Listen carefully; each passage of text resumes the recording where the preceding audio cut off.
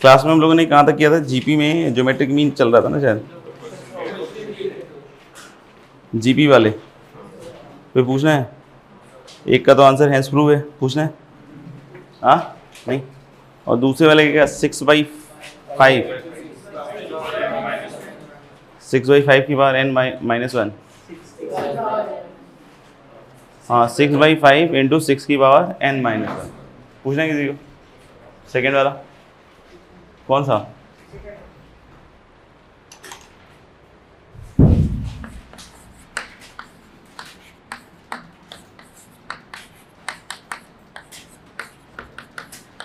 कुछ ऐसा था, सिग्मा r इक्वल टू 1 से n, sigma s equal to n से n, डेल्टा r s और 2 की पावर r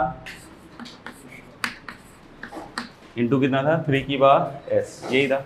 अभी जैसे अगर आप एक सिग्मा लगा दो, जैसे s वाला, अगर किसी को लग रहा हो s पहले था या r पहले था, ये ठीक लिखा हुआ है, खैर उससे कोई फर्क नहीं पड़ेगा, बट फिर भी देख लो, ये ठीक है, यहाँ पे r और यहाँ s।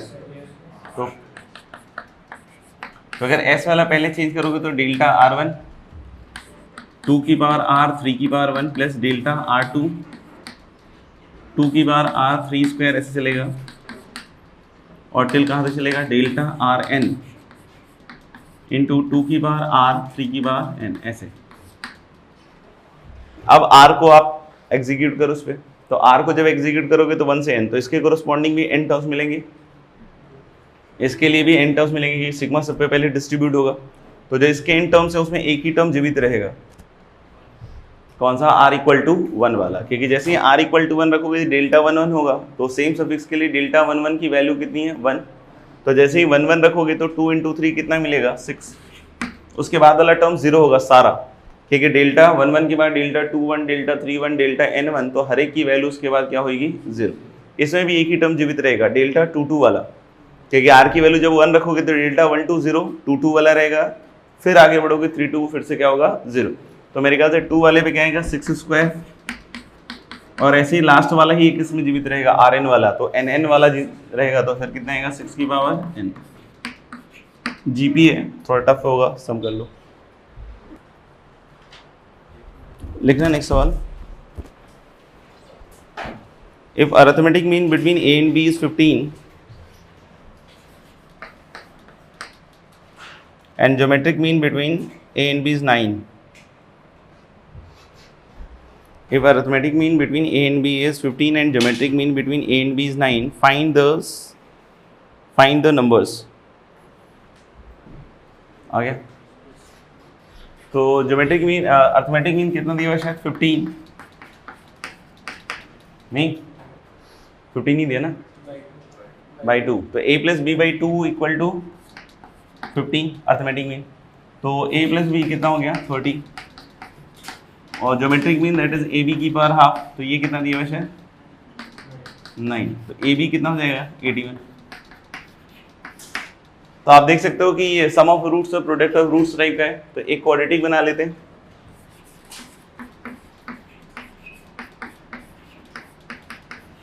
तो a और b जो होंगे इसके रूट्स हो जाएंगे इस क्वाड्रेटिक के, क्यों, क्योंकि a प्लस बी 30 है और a b किसके बराबर है, 81, तो इसके रूट्स निकाल सकते हो, 27 और 3 आएंगे, यानी कि अगर a 27 है तो b 3 होगा, और अगर a 3 है तो b क्या होगा, 27, तो numbers will be 3 and 27। Next is, if sum of two numbers a and b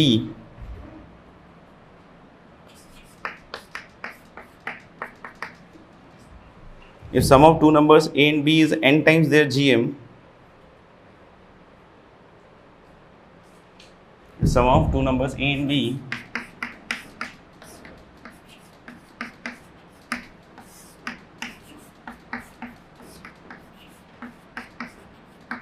is n times their gm, then prove that a upon b equals n plus under root of n square minus 4 upon n minus under root of n square minus 4, where n greater than 2 and a greater than b।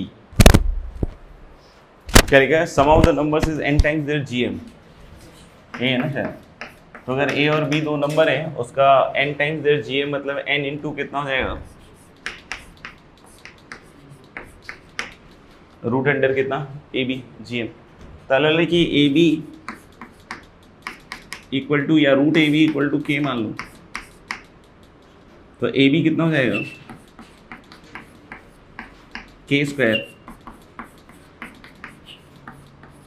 और a plus B क्या हो जाएगा n के। तो हम लोग को a और b का रेशियो निकालना है। तो फिर से sum of roots product of roots दिख रहा है। तो अगर sum of roots product of roots दिख रहा है तो एक्स स्क्वायर माइनस एन के एक्स नहीं और प्लस एक के स्क्वायर।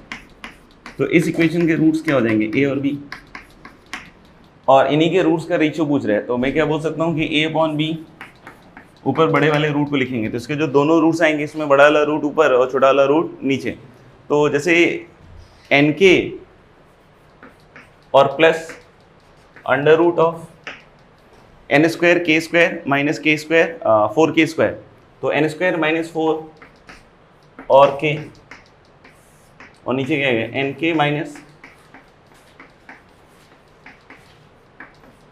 ऐसे, तो k कट जाएगा और अपने आप यही रेशियो आ जाएगा जो चाहिए अपन को। लिख लिया। तो नेक्स्ट क्वेश्चन है if A, B, C are in GP, if A, B, C are in GP and if A, B, C are in GP and x comma y and x comma y are respectively the arithmetic means between and x comma y are respectively the arithmetic means between a comma b and b comma c, and x comma y are respectively the arithmetic means between a comma b and b comma c, then prove that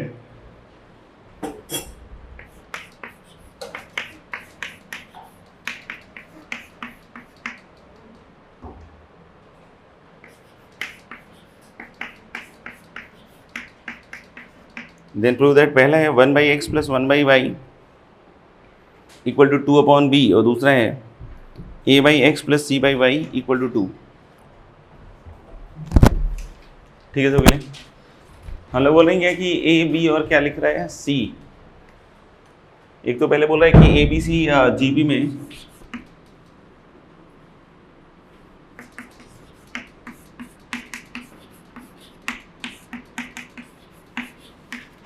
तो A R और क्या ले सकते हैं आप A R square. तो जो x है अर्थमेटिक मीन बिटवीन क्या है ए एंड बी, मतलब कितना है a इंटू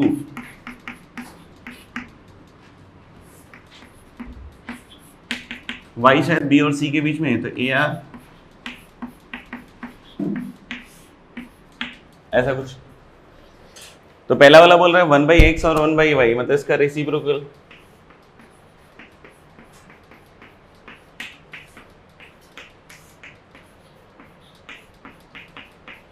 फिर इन दोनों से कॉमन आ जाएगा 2 अपॉन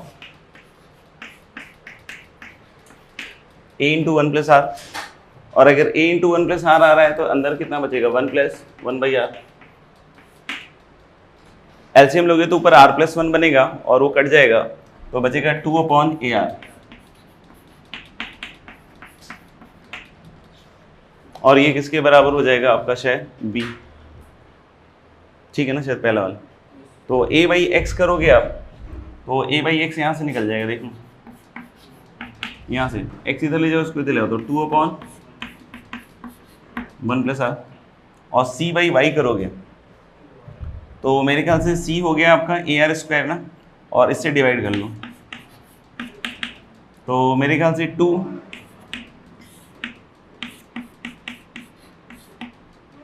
नहीं, ऊपर कितना आएगा ए आर स्क्वायर है ना शायद, तो एक r कटेगा तो यहाँ बचेगा ना r।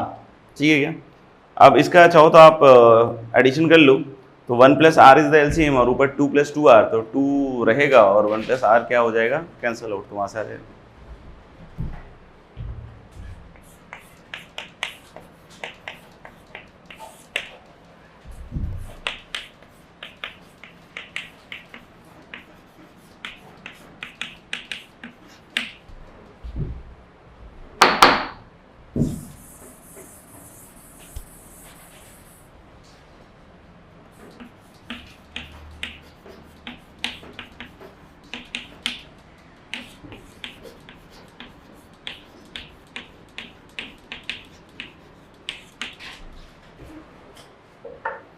Next heading is AGP in short बोलते हैं, बाकी है क्या अर्थमेटिको ज्योमेट्रिक प्रोग्रेशन, या बहुत सारे लोग अर्थमेटिक ज्योमेट्रिक प्रोग्रेशन भी वर्ड यूज़ करते हैं, तो मतलब मेरे ख्याल से कॉन्सेप्ट में कोई डिफरेंस नहीं आएगा, ठीक है।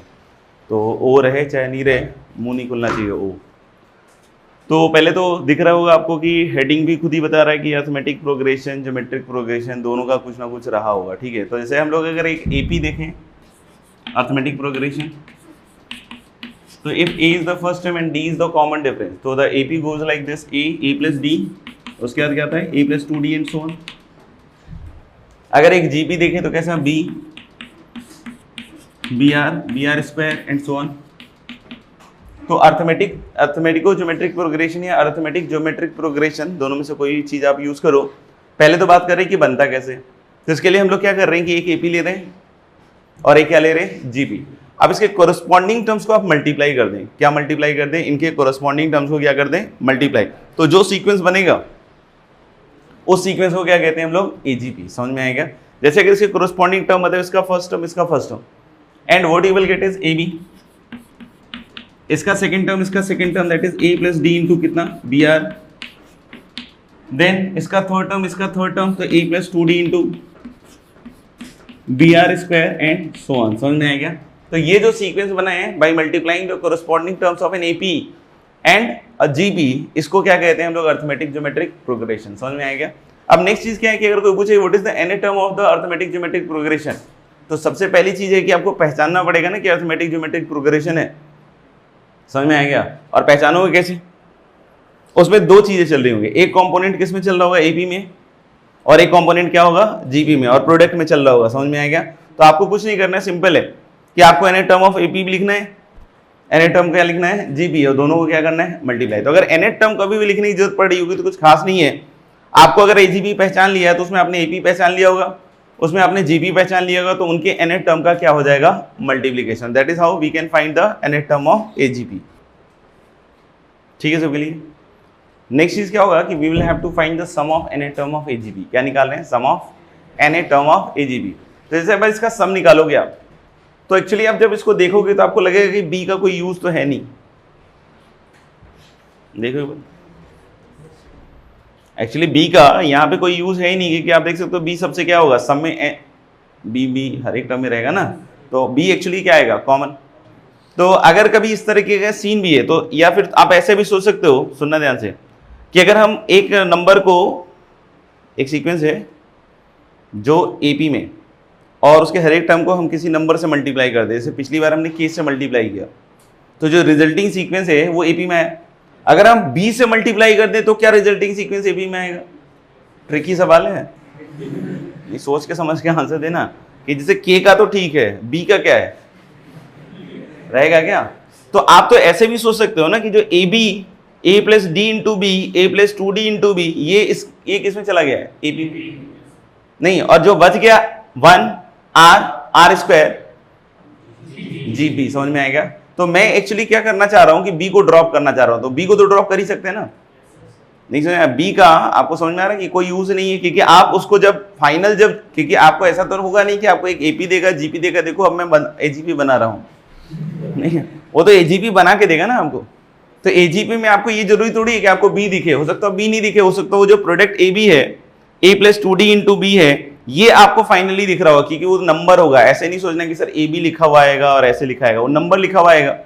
तो आपको तो बस उसमें क्या पहचाना है AP, और क्या पहचाना है GP। तो जैसे मैं अभी क्या कह रहा हूँ कि A plus D into B, A plus 2D into B, ये भी किस में रहेगा AP में, और 1R स्क्वायर किस में रहेगा GP में। तो मैं बेसिकली उसको ड्रॉप करना चाहता हूँ, ठीक है ना? तो आगे बढ़ते हैं, हेडिंग लिख लेंगे sum of n terms of AGP।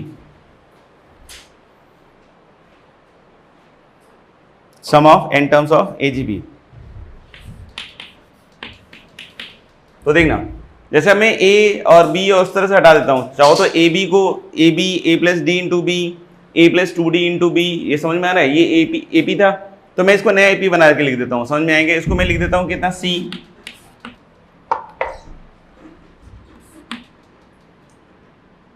फिर कितना हो जाएगा? अब बोलोगे D फिर से यूज करेंगे तो फिर लगेगा सेम कॉमन डिफरेंस यूज कर लिया है, तो D के बाद कौन सा होता है? E। हाँ वेरी गुड। सबको पता रहता है। अच्छा चलो ये ठीक है, समझ में आ रहा है क्या कर रहा हूँ? नहीं, जो A B A plus D into B और ये सब था ना, तो वो ए बी और A plus D into B A B भी चल रहा था, तो उसको मैं एक नया ए पी लिख दे रहा हूँ सी, फिर क्या हो गया C plus E into R, फिर क्या आ जाएगा, समझ में आ रहा है, C plus two E into कितना आर स्क्वायर, और इस तरीके से एन टर्म्स तक सम करना चाह रहे हो तो लास्ट में क्या आएगा सी प्लस,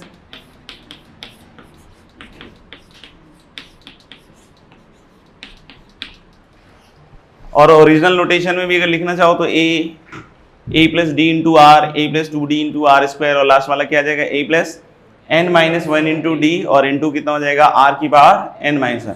तो मैंने क्या मान लिया कि जो ए पी था उसका फर्स्ट टर्म सी हो गया, और जो कॉमन डिफरेंस है वो चेंज हुआ होगा ना, तो उस कॉमन डिफरेंस को हम लोगों ने किसके बराबर लिख लिया है ई। तो ये एक एजीपी है कितने टर्म्स का एन, इसमें आपको एक दिख रहा है साफ साफ एपी में चल रहा है टर्म, और एक टर्म किसमें चल रहा है जीपी में, इसको सम करना है। How can we go ahead?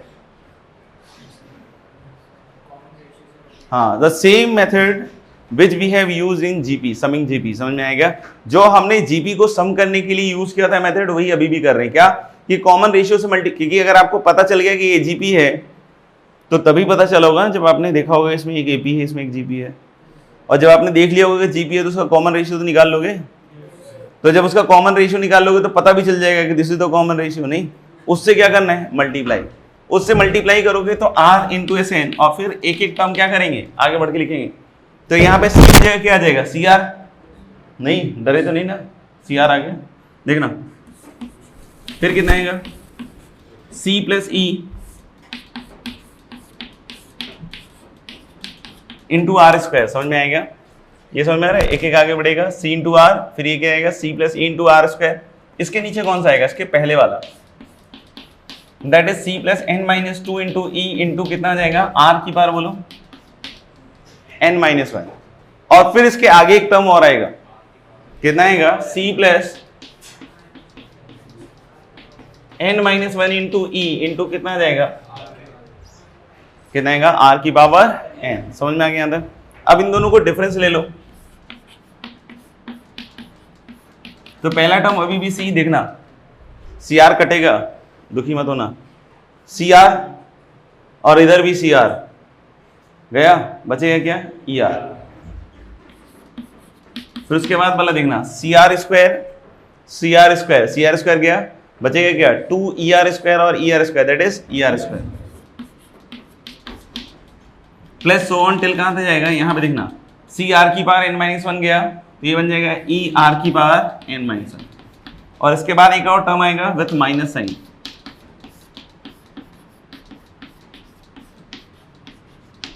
यहां तक समझ में आएगा? अब अगर आप ध्यान से देखोगे तो यहां से यहां तक के टर्म्स किस में बदल गए जीपी में, और बाकी जो दो टर्म्स बचे हैं तो उसका तो कोई लेना देना है नहीं ना, वो तो समी हो जाएंगे, उसको भी बड़ी बात थोड़ी है। तो ये बीच वाले टर्म्स को अपन को ऐड करना है, तो कितने टर्म्स हैं इसमें? हाँ एन माइनस वन, ठीक ठाक ऑब्जर्वेशन रहा पहली बार। जनरली हम लोग को लगता है कि एन ही टर्म दिया रहता है और तो क्या नहीं।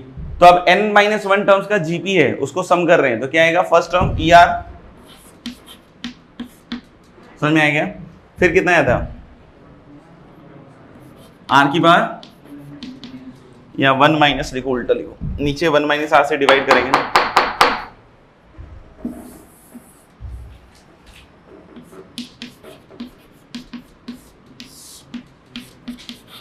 चेक कर लो एक बार, ठीक है सबके लिए। और प्लस बोलो भैया, नहीं प्लस नहीं माइनस,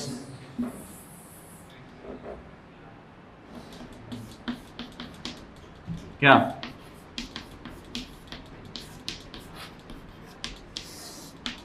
अभी कुछ नहीं है, यहां तक क्लियर है सबके लिए? तो ये आपका S N into one minus R आएगा। अब फिर एस एन निकालना है तो वन माइनस आर से क्या करोगे डिवाइड, तो डिवाइड करने के लिए फिर से one not equal to R होना पड़ेगा, तो यहाँ वन माइनस आर आ जाएगा, यहाँ वन माइनस आर का क्या आएगा स्क्वायर, और यहाँ क्या आएगा one minus R, but this formula is true only for R not equal to one. R equal to one पे सीधा सीधा देखोगे एपी बन जाएगा, देखो ना नहीं समझ में? r इक्वल टू 1 पे क्या बन जाएगा? AP सम करना जानते हैं शायद, होपफुली नहीं, तो ये आ जाएगा। खुशी को लग रहा है कि ये फॉर्मूला याद कर लूँ, तो भाई तुम्हारी इच्छा है, मतलब कि मैं तो नहीं कहूँगा, ठीक है ना। बाकी ये आप ध्यान रखना कि आपको AGP में दोनों तरह के काम आएंगे, एक तो सम ऑफ n टर्म्स करना और दूसरा सम ऑफ इनफाइनाइट टर्म्स करना, दोनों ही आएंगे, समझ में आएगा। फिर से सम ऑफ इनफाइनाइट टर्म्स तभी हो पाएगा जब ये GP सम हो रहा हो, नहीं समझ में आया? क्योंकि आप जब घटाओगे इनफाइनाइट टर्म्स में, ये इन्फिनिटी तक जाएगा, ये भी इन्फिनिटी तक जाएगा, तो जब घटाओगे तो एक GP बनेगा ना इनफाइनाइट टर्म्स का, और जब ये GP बनेगा इनफाइनाइट टर्म्स का चलता जाएगा, तो ये GP भी तभी समेबल होगा जब r की वैल्यू -1 से 1 के बीच में हो। तो फिर से infinite terms of AGP is possible कब? जब r किसके बीच में होगा? -1 से 1 के बीच में, ठीक है। तो दोनों तरह के सवाल आएंगे, सम ऑफ n टर्म्स और sum of infinite terms. Infinite terms में गलतियां बहुत कम होती हैं, बाकी अगर आप में पोटेंशियल है तो फिर अलग बात है, ठीक है ना, नहीं उसको तो फिर कोई रोक थोड़ी सकता है, ठीक है। लेकिन सम ऑफ n टर्म्स की अगर बात करें तो इसमें उनसे भी गलती हो सकती है जो अपने कैलकुलेशन के लिए बहुत श्योर रहते हैं, और उनसे तो पक्का ही होती है, समझ में आएगा। इसमें गलती करने के बहुत सारे तरीके हैं, इनफाइनाइट वेज नहीं। पहला तो तरीका यही हो जाता है कि बहुत बार r मल्टीप्लाई करते हैं, यहीं पे थक जाते हैं, यहीं छोड़ देते हैं। n टर्म्स में दिक्कत आएगी, n टर्म्स में अगर आपने वो वाला टर्म नहीं लिखा तो इशू हो जाएगा। इनफाइनाइट टर्म में कोई इशू नहीं है, नहीं समझ में आया? इनफाइनाइट टर्म में कोई इशू नहीं है, क्योंकि वो जो लास्ट वाला टर्म भी होगा, r की वैल्यू -1 से 1 के बीच में, तो r की पावर n जो है वो 0 को टेंड करेगा, समझ में आएगा। तो इसलिए उस वाले में तो कोई इशू होने वाला नहीं है, ठीक है ना। किसमें? इनफाइनाइट टर्म्स में। उसमें तभी गलत कर सकते हो when you have lot of potential, तो अच्छा है। तो दूसरा एक तो ये है कि वहां पे हो सकता है वो लास्ट टर्म लिखने में गलत हो जाए, वहीं गलती कर दिया तो फिर आगे कुछ भी करते रहो, हार्डली मैटर्स, ठीक है ना, टाइम बर्बाद कर रहे हो बस, ठीक है ना। दूसरी गलती यहाँ पे भी होती है कि हम इसको घटाते तो हैं, और यहाँ से यहाँ तक जब GP का सम कर रहे हो तो उसमें नंबर ऑफ टर्म्स n ले लेते हैं, ठीक है ना। आज नहीं करोगे, आज तो इन सारी चीज़ों का ख्याल रखोगे। मैं तब की बात कर रहा हूँ जब ये सवाल आपके पास बहुत दिनों के बाद जब टेस्ट में आएगा या अगले साल किसी टेस्ट में दिखेगा, समझ में आएगा, उस समय की बात कर रहा हूँ। उस समय 100% गारंटी के साथ आप सवाल गलत कर सकते हो, गारंटी छोटी मोटी नहीं दे रहा हूँ, ऑलमोस्ट 100% की फुल कॉन्फिडेंस है तुम लोगों पर। और देखना, कभी कभी कुछ बच्चे यहाँ लिख लेते हैं कि सर मैंने तो लिखा था लेकिन यहाँ भी प्लस लिख दिया था, तो उसका भी रहता है, ठीक है ना। तो हर जगह आपको थोड़ा सा ध्यान रखना पड़ेगा, ठीक है। बाकी अगर आगे बहुत पोटेंशियल है तो फिर आगे भी गलती हो सकती है, ठीक है। तो ये कुछ पॉइंट्स हैं जो यहाँ पे हमेशा AGP ऑफ n टर्म्स कर रहे हो तो हमेशा हमेशा हमेशा अपन अलर्ट रहें, ठीक है। सावधानी हटी दुर्घटना घटी। सुगनूर को ये वाली बात समझ में आती है। ग्रेट बेटा ग्रेट। हटा दें, लिखना हो तो लिख लो जल्दी से फटाफट, और लिख लिया तो अच्छी बात है। लिख लिया तो नेक्स्ट क्वेश्चन ना, if mod x less than 1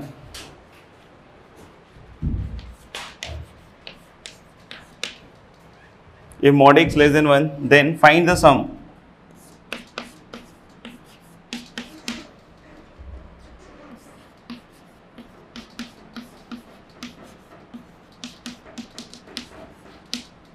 if mod x less than 1 then find the sum 1 plus 3x plus 6x square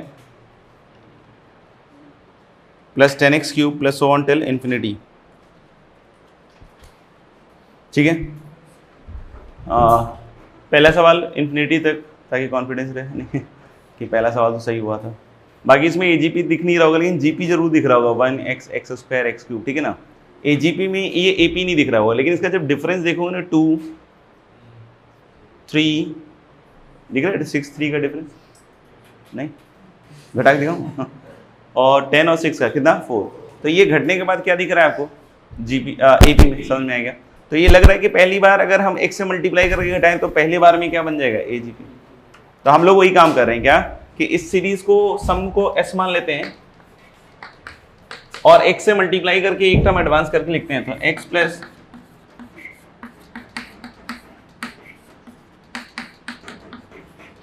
समझ में आ रहा है क्या।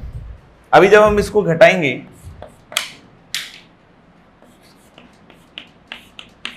तो कितना आएगा 1 प्लस 2x, देख लो, फिर कितना आएगा 3x स्क्वायर। अब जो हम लोग को लग रहा था कि AGP में आ जाएगा, आप ही क्या देखो 1 2 3 4 x square x cube and so on, समझ में आएगा। तो फिर से इसका कॉमन रेशियो अपन को पता है x, तो फिर से इस सीरीज को x से मल्टीप्लाई कर लो और एक टर्म एडवांस करके लिखो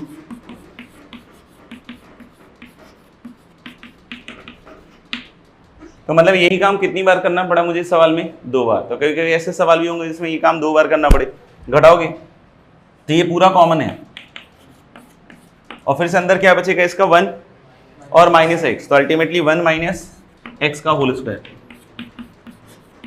इधर 1 plus x square plus x cube, ये आपको दिख रहा होगा जीबी ऑफ इन्फिनिटम, और इसका सम कितना आएगा 1 upon,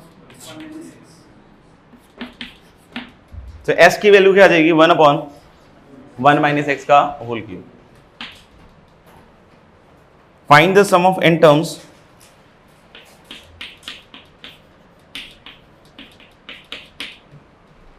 find the sum of n terms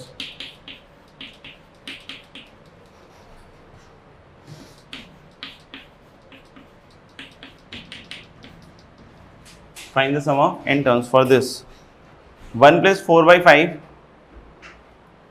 plus 7 by 5 square plus 10 upon 5 cube. तो जो भी सम आए उसको फाइनली अच्छे से सिंप्लीफाई करके देंगे, ठीक है ना। सम ऑफ n टर्म्स की बात हो रही है, तो सबसे पहले काम को क्या करना पड़ेगा, इसका n टर्म लिखना पड़ेगा। तो 1 4 7 10 नहीं 3 के उस पर चल रहे हैं, तो 1 प्लस n माइनस 1 इंटू 3, तो 3n माइनस 2 लग रहा है, नहीं तो 3n माइनस 2 अपॉन कितना हो जाएगा 5 raise to the power n minus 1। ये ठीक है क्या सबके लिए? अब जब आप इसका फिर से कॉमन रेशियो जैसे 1/5 दिख रहा हो सबको, नहीं या नहीं दिख रहा, थोड़ा तो दिख ही रहा होगा, नहीं तो मान लीजिए कि अगर 1/4 5 से मल्टीप्लाई करेंगे तो Sn अपॉन 5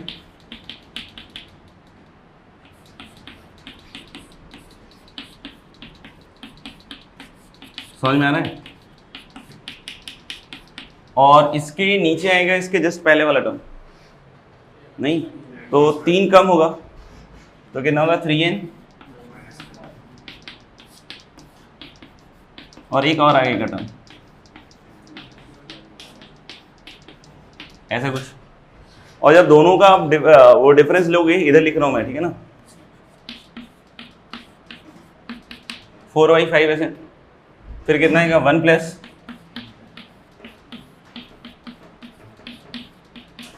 समझ में आ रहा है क्या? और इस तरीके से कहां तक जाएगा 3 अपॉन, और यहां माइनस साइन आएगा, दैट इज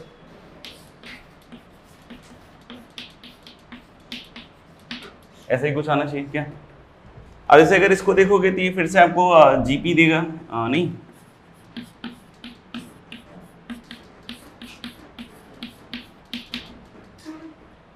नहीं 3/5, और इधर कितना लिखूं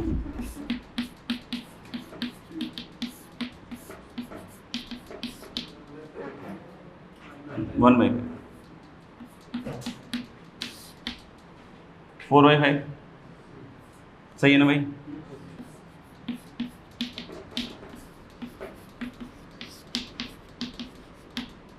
और फिर अगर 5/4 से मल्टीप्लाई करोगे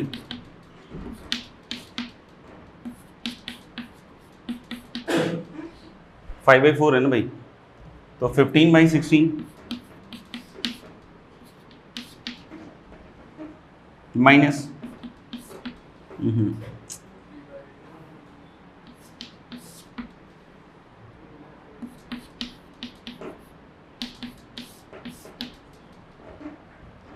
यहाँ तक ठीक है क्या? और एक 5/4 और आएगा, नहीं ये वाला ठीक है ना? तो 5/4 और आएगा तो माइनस 5 तो हटा ही दो,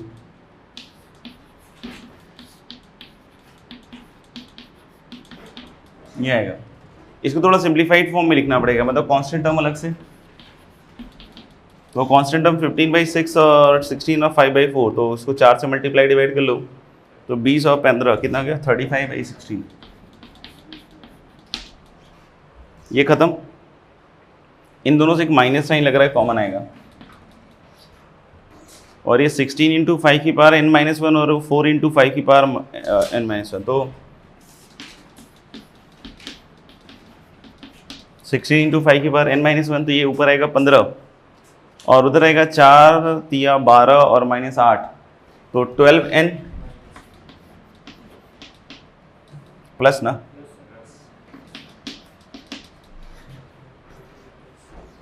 ये ठीक है।